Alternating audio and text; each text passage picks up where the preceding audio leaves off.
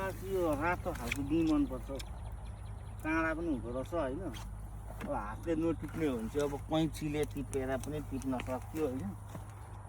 राम्रो रहेछ मलाई चाहिँ यो होइन। रातो रातो खालको चिज साह्रै मनपर्छ क्या। मजाले कलिला आलुमासी टक्क होइन काटेर चाहिँ मजाले परपरी भुटेर टक्क लोकल घिउ मजाले ताजा घिउ चट्टा खार्ने अनि भातमा लाएर चाहिँ अनि त्यहाँबाट सम खानुपर्छ।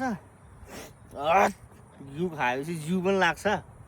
अब फेरि अब घिउ खानुको स्वाद चाहिँ फेरि यो बिँमा चाहिँ फेरि यस्तो मजा हुन्छ साथीहरू होइन। अब हामी चाहिँ अब अर्ग्यानिक खाइन्छ यस्तै बारीबाट टिपेर होइन। यदि तपाईँहरू पनि यहाँनिर कहाँ हो यो भन्नुहुन्छ भने चाहिँ यो दाल फार्म हो।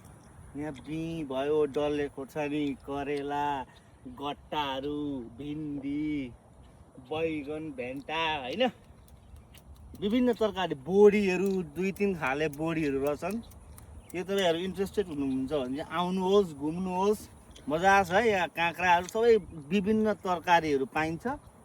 आज चाहिँ हामीहरूलाई यहाँ आउन जुरेको रहेछ। हामी आयौँ, यहाँ घुम्यौँ, रमाइलो छ, शीतल दिन रहेछ है। मजा छ। यो जनता दाजु अनि पियारी अनि म आएको छौँ। अब एक गाडी त लानु पर्यो, टक्क लाने हो, ताजा खाने हो अनि रकको चाहिँ टक्कसँगले प्याक गरेर फ्रोजनमा हालेर राख्ने हो। ल है त साथीहरू, थ्याङ्क यू, बाई बाई।